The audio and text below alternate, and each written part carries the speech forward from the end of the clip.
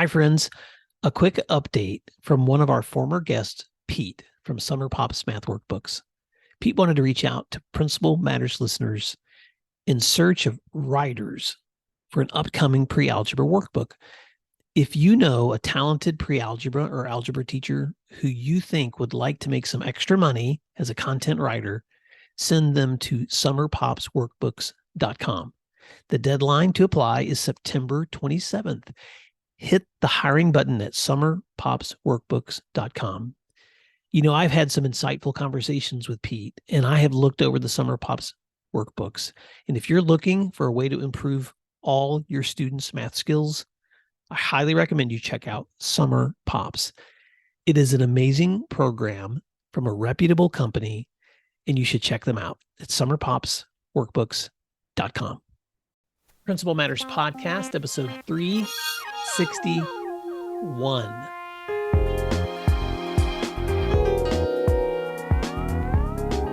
Hi, friends. This is Will Parker, host of Principal Matters, the school leaders podcast, where each week we bring you inspiring, innovative, and imaginative ideas for your own school leadership. And this week, I'm back with our co-host, Jen Schwanke, Deputy Superintendent at Dublin Schools, and the author of 3, almost 4 great books. Jen, I don't think I've ever introduced you without stumbling over Deputy Superintendent of Dublin City Schools. It happens. I was at a meeting this morning, and the gal said, "What are you again?" I've known her for years now. I know it's normal. Don't worry, I'm not offended. Well, for anyone who's meeting Jen for the first time or meeting us for the first time through this podcast, we met, 6-7 years. It's been a long time. Back when I was working for our State Principals Association, and you had written the book, You're the Principal, Now What? You were still a principal of an elementary school in Dublin. And so much of our lives at that point had been shaped around the principalship, the roles that we had done together. And then I invited you on as a guest, and we did a long series together over You're the Principal, Now What? And then eventually I realized this podcast can't really exist without Jen Schwanke in the room. So you said yes to co-hosting. So for Principal Matters listeners, at least twice a month, you're getting to, most of the time, you get to hear Jen's voice as a part of these conversations. And several episodes back, Jen, we introduced a reflective cycle that I've been using in a lot of principal coaching that I do, that I've borrowed from a business model by Michael Bungay Stanier called The Coaching Habit. And there's 7 questions that I use in that reflective cycle. And I just on the spur of the moment asked you, could I do a reflective cycle with you? And you said yes. And I'm just going to say, because I loved when I get feedback from listeners, to just say thank you. Thank you for the number of people who emailed me or texted me or reached back to me to say how much you enjoyed that conversation with Jen. And Jen, what the people told me in that conversation was so helpful for them was hearing you chew on those struggles that they're chewing on too. Right. And so as a result, I think I promised you in that episode you could do it to me. I did. I think I said, if you're making me do this, you're doing it too. And so here we are. We're going to have fun with it. I have been looking forward to this, people. I told Will, let's get started because I want to know these answers. I want him on the hot seat. Okay. Okay. Are you ready? Yeah. Well, I've tried not to over prepare my brain knowing we're going to do this. So I could give you the same format of, okay, there's a few things that are in my brain, but I've tried not to over prepare. So let's go. Okay, let's do it. So we're going to open up with the kickstart question, and you need to tell us what is on your mind. Okay. So it would be dishonest for me to say anything other than the new work I'm doing. So what's been on my mind and what wakes me up in the morning and what keeps me, thinking throughout the day is strategies, scheduling, priorities, income, because that's a part of the work I'm doing, invoicing, website design. There's so many moving parts in the work I'm doing now that's different from school. But in some ways, it kind of reminds me of school in the sense of there's so many moving parts that you have to manage them all while at the same time keeping what's most important in mind. But I would definitely say, Jen, that what's been on my mind is just, for lack of a better way to describe it, business development, because that's what's new for me. So that's a very nice period at the end of that sentence, but you're not done yet, Will, because next is the awe question, AWE question. And that one is this: what else? That's so good. And even though I've used these questions so many times, I struggle just as much as being on the other side. Um, when I think about what else is on my mind, I'm beginning to run into some things that I haven't quite figured out solutions for.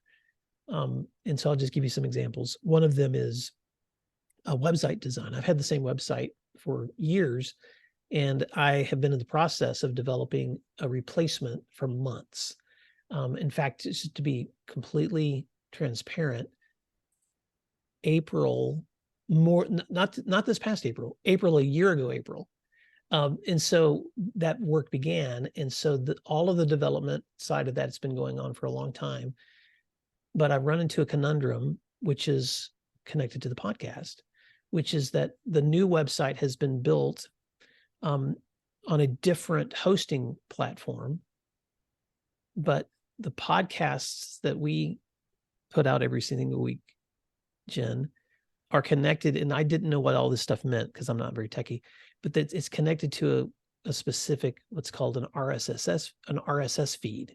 So there's a specific address or link address that's used every time we do a podcast that goes out through the website and into all these channels: Apple Podcasts, Spotify, Google, all these places people listen to our podcasts. So if we switch the website to this new platform, it becomes a different RSS feed. No. And so the challenge is, and with the designer I'm working with, he's designed a lot of websites, but he's never faced this question, which is, what happens when you have a new RSS feed? So we've been stuck there. We've actually reached out to Apple and Spotify, and we're not getting specific answers. So I've been sitting on this transition forever, and now we're finally ready to launch it. And so I have been kind of just punting, like postponing until I can get a better answer. So that's one thing that's been on my mind. That's quite a what else? My goodness, that's a big deal, because it's not like you want to just experiment with this. That's a lot of years of work. Okay, that was a great answer to our question. The next one is your focus question. Okay, you ready? Mm-hmm. You need to do some jumping jacks or anything? Mm-hmm. Yeah. Okay, just kidding, listeners. What's the real challenge here for you? Oh, I love these questions. Because now I'm struggling. Yeah, they're horrible. They are. I love them, but they're horrible. Yeah, Yes. I think the real challenge here for me is recognizing that the expertise that I may have that have helped me build the opportunities I have for principal development, training leaders, all the work that I love to do, that actually is connected to what provides income for this to be a real business, which it is not informing necessarily a solution for me in areas that I'm not an expert. And so I'm recognizing that there's some things I'm running into that are way over my head.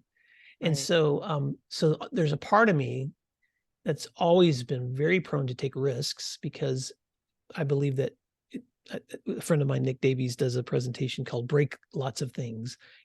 Be willing to just try things and take risks, and Carol Dweck's growth mindset, all that stuff is important to me.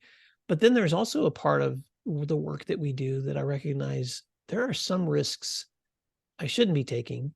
And so trying to figure out like what the solution is in an area that's out of my comfort zone. And so I guess this is really humbling to be asked these questions and be talk about them publicly, to say, I don't know what the heck I'm doing when it comes to some things in my work. I feel really strong in some things, but really, really weak in the things that I just don't know. Well, and I think that's going to resonate with anyone who's starting something new this year.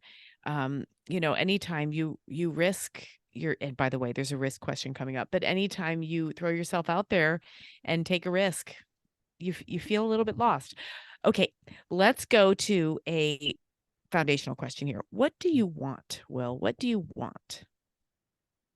I love that question too, because that question always brings me back to the core of, so I'm going to answer this two ways. first of all, I have to remind myself, what do I want for this work? And what I want for this work is what we're doing right now, to give listeners and leaders ideas, inspiration, practical solutions for the work that they're doing.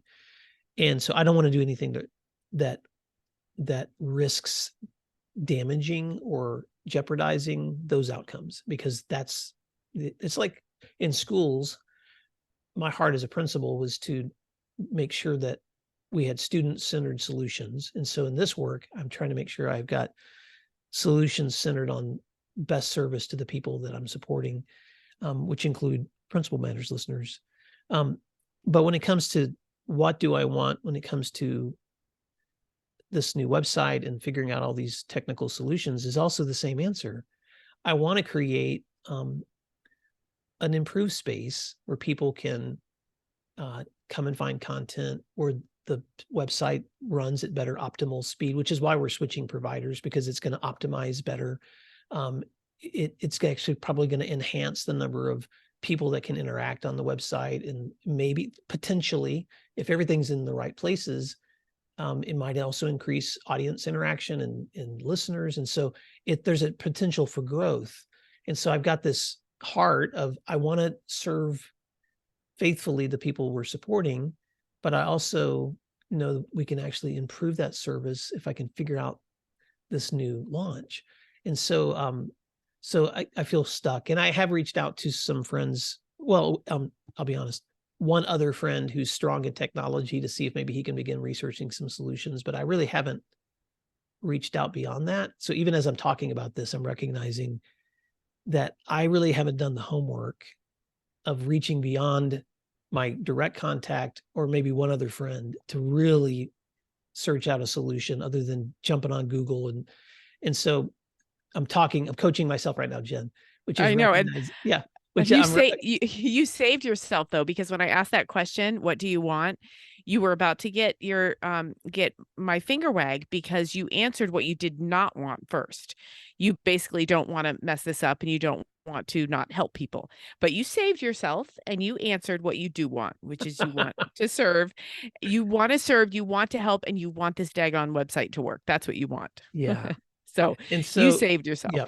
Well, and so I think what, just talking about this out loud is really helping me think through the fact that in all the busyness, and you and I know how important starting school is, and all the busyness of starting new work, and all the busyness of setting up meetings, and I do a lot of content creation, etc., but I haven't given the same intentional focus to finding solutions for this as I have been to that.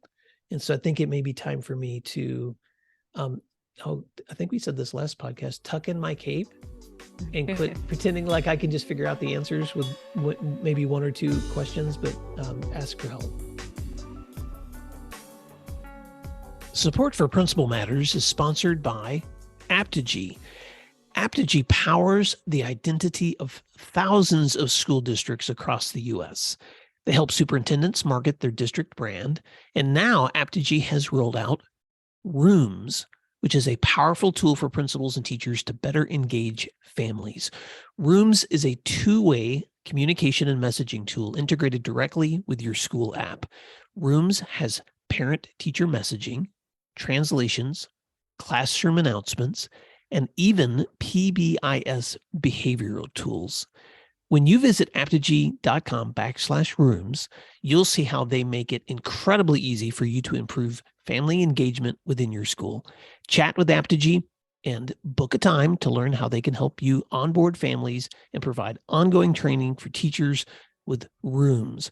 Learn more at aptigee.com/rooms and tell them you heard about it first from Principal Matters. Support for Principal Matters comes from DigiCoach and its walk-through tool. I want you to picture walking through classrooms, observing teachers and students. In just 10 minutes, you hope to see good instructional strategies and student learning taking place, or maybe you have some questions about something missing from instruction or planning. Instead of taking 30 minutes to write a follow-up email or leaving your teacher unsupported, Wouldn't it be great to have an app on your phone or tablet where you could send immediate feedback while also collecting data? Enter DigiCoach, a customizable walkthrough and coaching tool created by school leaders for school leaders with thousands of pre-written, research-based commendations and coaching tips empowering you to provide quick, actionable feedback. DigiCoach is not an evaluation tool. Instead, it is an easy-to-use feedback and coaching tool, an efficient way to store your notes and to collect data for improving student outcomes right in your hands. It can be used on iPhone, Android, or tablets and includes speech-to-text functions. Make the most of your walkthroughs with a tool that saves you time and enhances meaningful feedback to your teachers. Go to digicoach.com to learn more, and please tell them Principal Matters recommended you check them out. That's digicoach.com. Well, and I don't want to put words in your mouth, but I feel like we just had an aha moment. When you work for a school district, when tech goes wrong, you call the IT department. But I think maybe you're thinking, oh, wait, this is me. I have to do this now. And so that will help you with what you want and will lead to the lazy question, but a great one, which is how can I help? And that I being me. And don't you dare say anything with an RSS or a www on the front. How can I help? Yeah, but even though Jen, neither you nor I are technology people, even though we podcast and we use technology all the time, neither one of us would claim that we are like, that's our expertise. So I would love just to hear, if you were in my shoes or you're coaching someone else, what are some things that either I might need to, some things I've said that might need to be reinforced, or maybe some additional thoughts I haven't even considered? I love how you did that. You turned that on me. So you get to take a sip of water and think for a moment. Here's what I think. I used to do a lot of work with choice literacy. And the person who led that was a literacy expert, a masterful leader. And she hated her website because she didn't know it or understand it. And she knew it had to be fantastic. And she just hated it. And she told me that there was a point where she thought, listen, when I taught, I couldn't hate the children. I couldn't hate the books. I couldn't hate the techniques. I had to embrace them. So maybe I can help you embrace this part of the work that's uncomfortable for you, the part that makes you a little anxious, the part that you don't know. And we can do that through conversation. I can give you feedback. I can, help you with that. I remember 5 years ago, Will, you and I just barely talked about you going out on your own and consulting full time. And you talked about monetizing your work and putting yourself out there. And so I hope in some small way I helped then, and maybe I can help now. I'll be your cheerleader. I'll be the one with the pom-pom saying, you can do this. You can do this. I love that. Well, I want to come back because I want to clarify something you just said. So when you were talking to your friend who hated her website and you said, she said back to you that you were reflecting that it's just so important that we don't hate the thing that we do. We don't, right. We don't want to hate the products of our learning, our kids. We don't want to hate the content that we're teaching. So we know we're going to serve better when we love both the people we're serving and the processes that we're using to do that service. Right. And so the question that's floating in my brain right now is, how can I learn to love or embrace embrace yes. the solution here, because that's going to lead to that kind of outcome where I'm going to actually have greater joy in the service. I think about, when you were 16, you probably had a terrible first car, right? It probably barely got you where you needed to go and you probably hated it, but you probably loved getting where you needed to be, right? And so in a lot of ways, that's your website. So I don't know that you need to love being someone who oversees a website, but you can embrace it and you can love getting there where it needs to take you. Okay, so the next question is the strategic one. And let's think about this, all the things that are on your mind, your challenges, your stepping out on your own, all of that. If you are saying yes to this, what are you saying no to? I think this is going to be pretty profound for you. This is going to be the hardest question. And it always is when I'm on the other side of it too. And so as soon as you started asking me that question, Jen, listeners can't see me toggling my screen, but I pulled up my calendar because I realized that, there are all kinds of things that I have prioritized in my schedule for the next 9 months, in the next 2 weeks, but I nowhere on this schedule have scheduled when I'm next going to be addressing this problem. And so the first thing that I'm going to do is actually just schedule into my calendar in advance time to work on this. And so, because I think that it's and not, even if all that does is push me to make another phone call or have another conversation or do a little more research. But with that, I think strategically, another thing that I'm writing down that I'm going to say yes to is, finding an additional support. Because when you said earlier about, I can't remember in all the context, but you asked, who is my IT department? Right. And I realized that I'm trying to be my own IT department with one Right. person helping me support that work. Because that's not my greatest strength area, I'm going to have to figure out who my IT department is. Exactly. And if you don't have one, find someone who could do it for you so that you don't waste your time or your joy on something that is tricky for you. So I'm going to push a little bit. I'm going to push you. If you're saying yes to this, what are you saying no to? Think with a broader lens. So you're traveling a lot now, you're working in a different capacity. What have you left behind? What did you say no to? And how does that make you feel? Wait, are you asking me to identify what I still need to say no to? Or are you asking me what I've already said no to? Well, I think that you could go a little deeper, my friend. Okay. You said yes to this new job. What did you leave behind? What did you say no to? Well, I said no to a lot of things. Because I left the position that I had as an executive director for our State Principals Association, I said no to supporting and developing ongoing relationships and professional development and advocacy work. A lot of the stuff that I did full-time in that job no longer exists. And I've quickly replaced that schedule with lots and lots of PD and coaching and virtual meetings, in addition to podcast interviews and time to write in my book, the book that you've already finished and I've barely begun, because I'm trying to work on my 4th book too. And so, there's, I'll be really practical. I'm probably, if I'm going to accomplish some of the other things that I need to get done, I'm probably going to have to push pause on some of the additional meetings that I've been scheduling that don't have to happen, but I just like doing them. Including sometimes, this is so funny. I'm talking about the podcast with the podcast listeners and you, but I'll just talk about the podcast. So my wife today was asking me, like, how many more podcast guests do you need to bank? Because you've got podcasts scheduled all the way through December. But I'm on calls with 3 or 4 people today doing podcast interviews. And so I think in that question was a lot of wisdom, which is just what you asked me. What are you going to start saying no to, so that maybe you can say yes to some of these other priorities? And she didn't even know I was wrestling with that priority in the context of that conversation, but it applies. So I don't know if I've even answered your question yet, Jen. So keep pushing. Yep. Yeah, and thank you for letting me push you. I think it's important for listeners to think that through. Whenever you take a new opportunity, you're leaving something behind.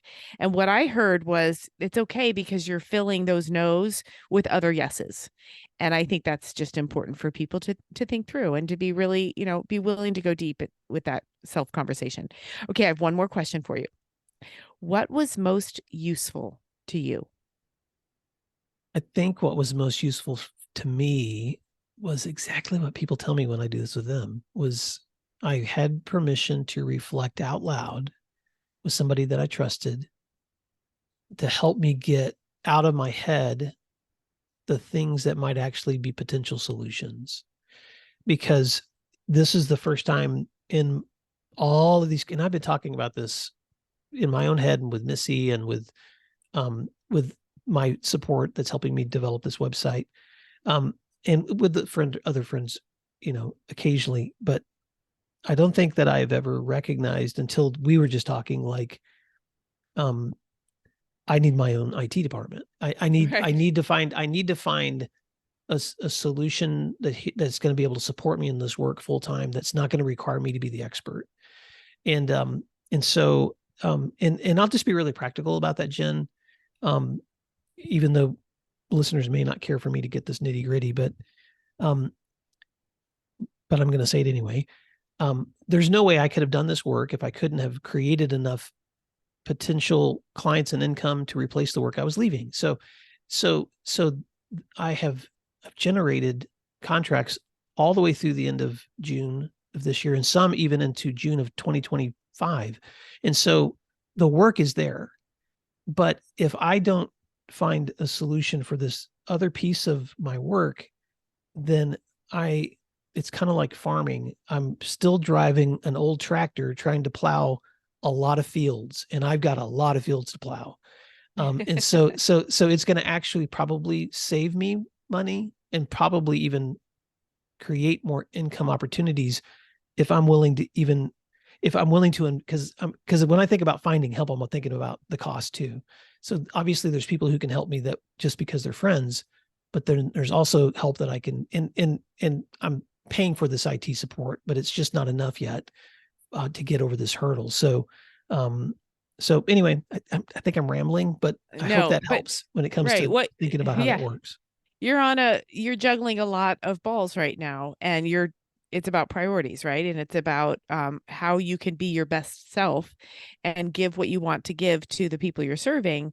Own your work, but not own the parts that are going to take you away from your mission. So that was fun. I loved having you at the end of those questions. That was great fun. I was squirming. I know you were pushing hard, and it's kind of odd. It's almost like I'm trying to imagine like if we were at school and we suddenly did a coaching episode and I'm in front of all the teachers and you're like asking me to agonize in front of them over something they all might even be privy to or not privy to.